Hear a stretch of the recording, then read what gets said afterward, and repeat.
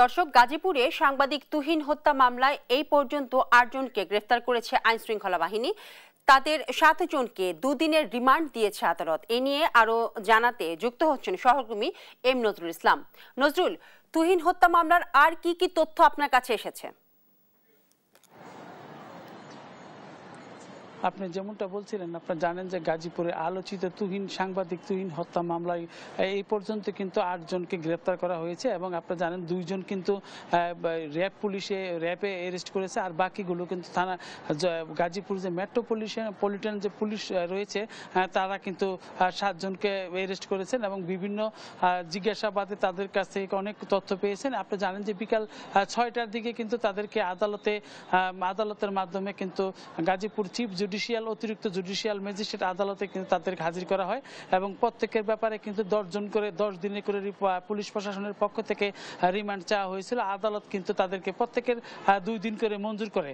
তো এই ঘটনার পর থেকে কিন্তু আপনি জানেন যে আদালত থেকে নির্দেশনা দেওয়া হয়েছে এবং তাদেরকে কিন্তু জিজ্ঞাসাবাদের জন্য আবার নেওয়া হয়েছে। তো সবকিছু মিলে আপনি জানেন যে সারাদিনই কিন্তু গাজীপুরের পুলিশ প্রশাসন এবং র্যাব প্রশাসন কিন্তু এটি নিয়েই কিন্তু ব্যস্ত সময় পার করেছে। তারা সব জায়গা থেকে বিভিন্ন যে আসামি রয়েছেন, আসামি ধরার ব্যাপারে তারা কিন্তু বিভিন্নভাবে কাজ করে যাচ্ছেন। এছাড়া কিন্তু আমরা জানতে পেরেছি যে কিশোরগঞ্জ থেকে কিন্তু ওই জায়গা থেকে একটি আসামি গ্রেপ্তার করা হয়েছে, তাকেও আনা হচ্ছে এবং এইভাবে কিন্তু গাজীপুর আদালত প্রাঙ্গণে কিন্তু আমরা দুপুরের পর থেকে অর্থাৎ ৬টার পর থেকে কিন্তু এই সমস্ত আসামিগুলোকে কিন্তু আপনার আনা হয়। ৭ জন আসামিকে কিন্তু এখানে আনা হয়।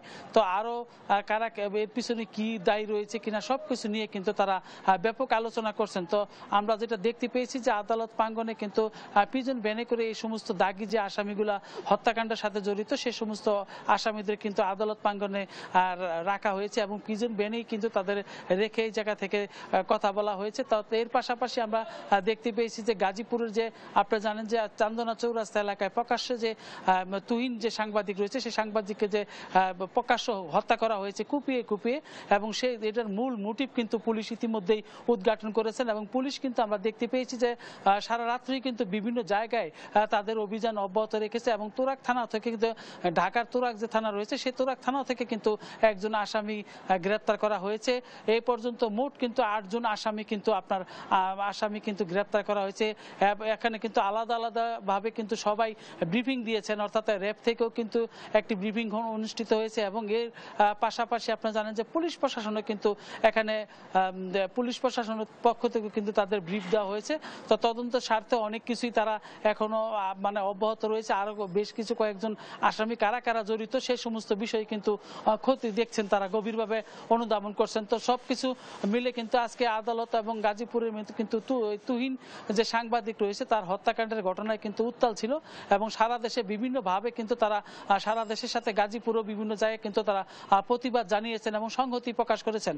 আজকেও কিন্তু গাজীপুরের বিভিন্ন উপজেলায় কিন্তু অনুরূপ কর্মসূচি পালিত হয়েছে এবং তুহিন হত্যাকারীদের বিচার যেন দ্রুত গতিতে শেষ করতে পারে এর জন্য কিন্তু সাধারণ যে সাংবাদিক রয়েছেন তারা কিন্তু তাগাদা দিয়েছেন। তো এই ছিল আমার কাছে গাজীপুর থেকে সর্বশেষ।